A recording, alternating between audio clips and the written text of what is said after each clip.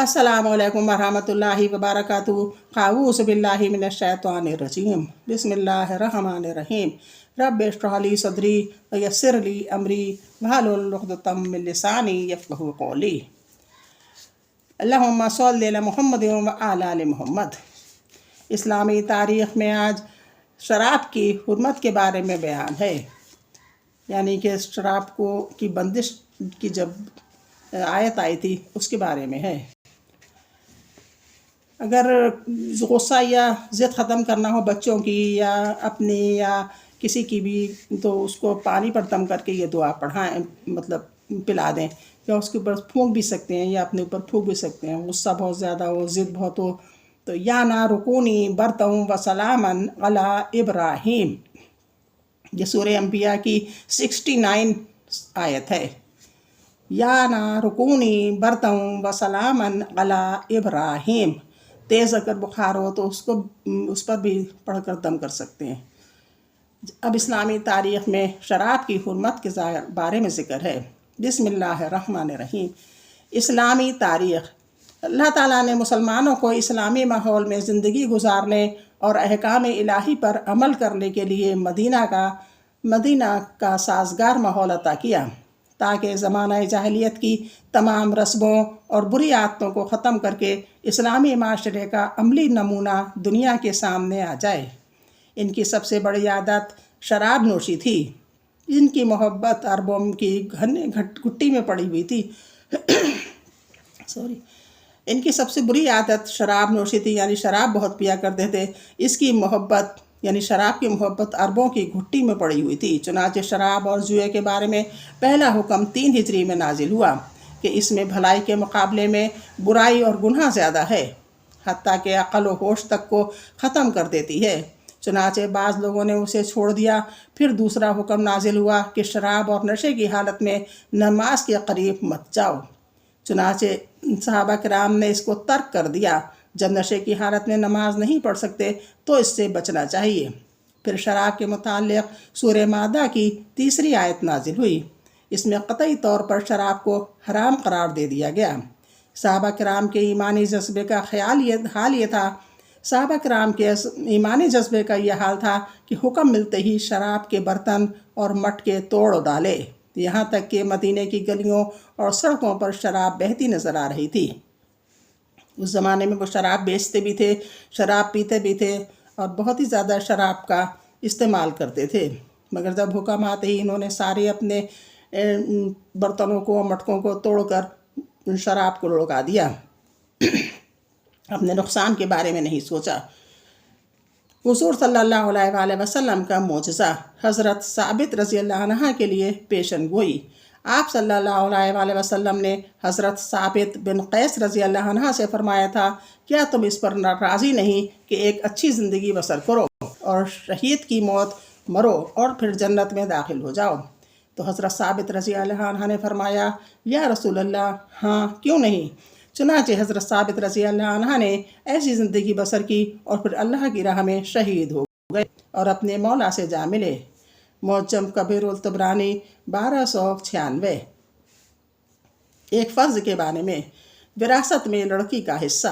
कुरान में अल्लाह ताला फरमाता है, अल्लाह ताला तुमको तुम्हारी औलाद के हुक्म देता है कि एक लड़के का हिस्सा 2 लड़कियों के बराबर है। सूरह निसा 11 आयत।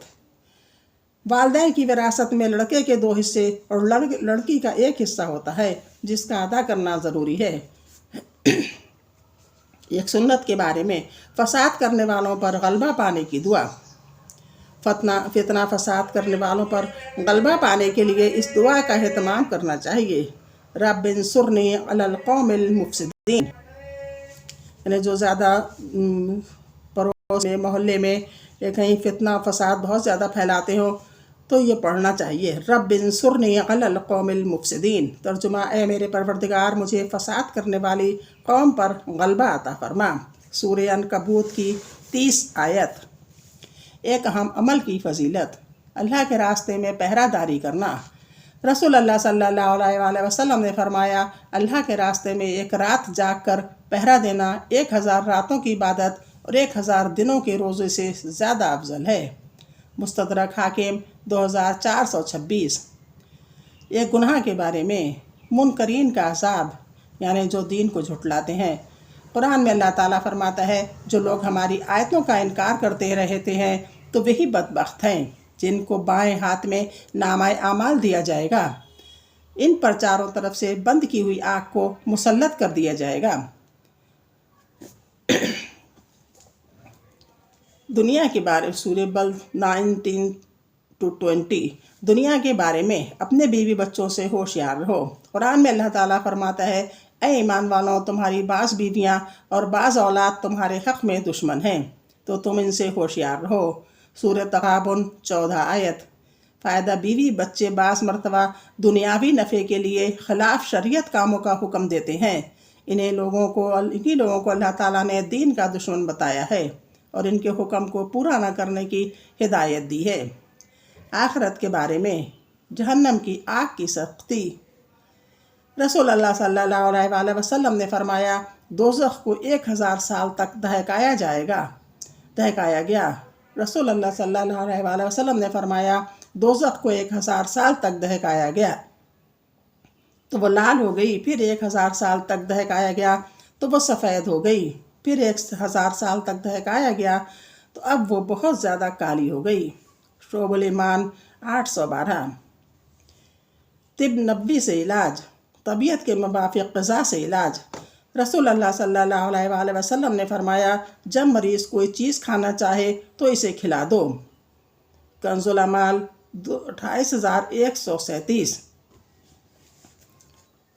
फ़ायदा, जो ग़िज़ा चाहत और तबीयत के तकाज़े से खाई जाती है वह बदन में जल्द असर करती है, लिहाजा मरीज़ किसी चीज़ के खाने का तकाज़ा करे तो इसे खिलाना चाहिए। हाँ, अगर ग़िज़ा ऐसी है कि जिससे मर्ज़ बढ़ने का कभी इम्कान है तो ज़रूर परहेज़ करना चाहिए।